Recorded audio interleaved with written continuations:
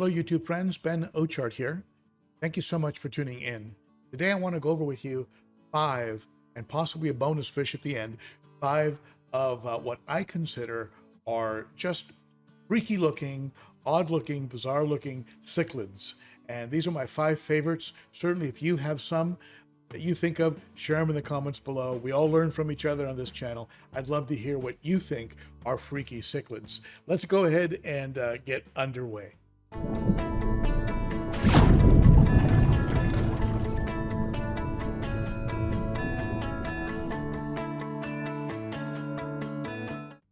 If you're new to the channel and you think you're getting something of value from this channel, please be sure to hit that subscribe button, the bell, and that thumbs up. And that tells YouTube that something good is going on here and encourages YouTube to go ahead and recommend the channel to other fish keepers like you and me. And never forget, this is the only channel on YouTube that offers a 100% money-back guarantee. And I can never get through that without laughing because, of course, it's a joke. So, so the first fish I want to share with you that I think is kind of freaky is freaky looking, and certainly I love these fish I'm going to share with you. I like all of them, and but they just look kind of bizarre. And the first one, of course, is the eye biter. The eye biter is just an oddball fish. I mean, he just looks like he came from Mars. He's part of that, the Dimidiochromis family of fish. They all have that long, elongated body, and you can see here here he is in the middle of my old 180. Just look at that red trim on the dorsal fin. And I've got a video of him of when he was fired up. This is when he was just a short period. He had taken the tank boss position from the Venusus. The Venusus got it back, but he was tank boss for a day or two, and you can see how good he looked.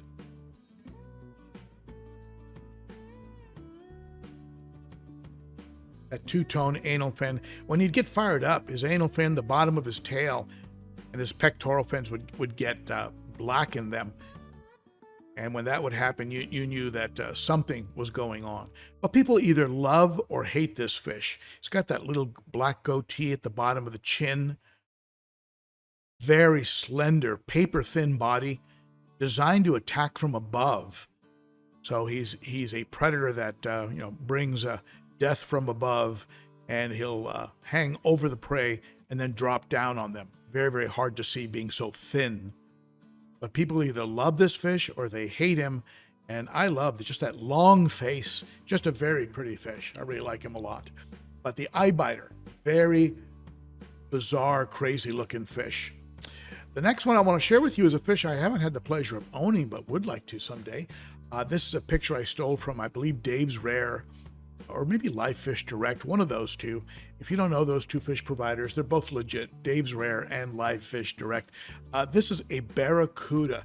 And what the picture doesn't show you is that they have a mouth full of teeth, big white teeth, and can look pretty intimidating, but yet the fish is rather shy and rather peaceful in the aquarium. Here's something I took from Adam C., where they're being fed. They're just sort of in a feeding frenzy. These are young ones, and I believe Adam C. was trying to breed them. But they're very long, slender, with a mouthful of white teeth that can look pretty scary. I certainly wouldn't want to feed them by hand. And I don't even think they would be trying to hurt you, but I don't think they could help it but hurt you with that mouthful of teeth. The next fish is a fish I've talked about in several videos. This is the Aristochromis Christie. Aristochromis from aristocracy. It looks down on you. Very interesting fish in that it hangs over its prey and goes on its side and looks down on its prey with one eye. And so it got the reputation of being called a hawk. It is like the eye biter, death from above. It attacks from above, and because it is so skinny and so so slender and so stealthy, it's able to come down on small fry and small mabuna and just scoop them up with what is not necessarily fish lips.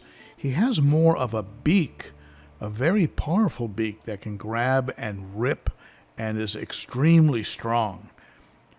And a little mustache over that beak. Very interesting looking fish, very bizarre looking fish. The Malawi hawk, Aristochromis Christie, one of my favorites on the list of crazy looking fish. And this one is the Malawi gar. And take a look at that. Look at that snout. It looks like he took an uppercut from Mike Tyson and it knocked his lips out of joint, and now they're facing slightly upward. It's like someone took a duck beak and attached it to him. Look at that. A couple paddles for a mouth. That mouth is designed to get in between rocks where he can pull out fry, usually Mbuna fry in the wild. This one happens to be an F1. Its parents came, his mom and dad came from the lake. That's what an F1 means. This one, of course, came from the Cichlid shack. When they color up, they're spectacular, and they are very bizarre looking. The Malawi gar. Remind me of a duck and a fish put together. The next fish I'm going to share with you, I borrowed this clip from Jerry's Fish Room. Check him out on YouTube, Jerry's Fish Room. That's Jerry Martin, a good friend of mine that I had the pleasure of spending some time with at Aquashella. And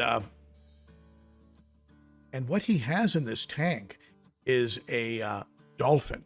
You see that blue, that all blue fish? They develop that nuchal, that hump on the head, a lot like the frontosa. The striped fish, which are the bonus fish here, are frontosa. Look at that. The males develop that big hump on the head. And the dolphin also, as he gets older, that hump gets more and more prominent.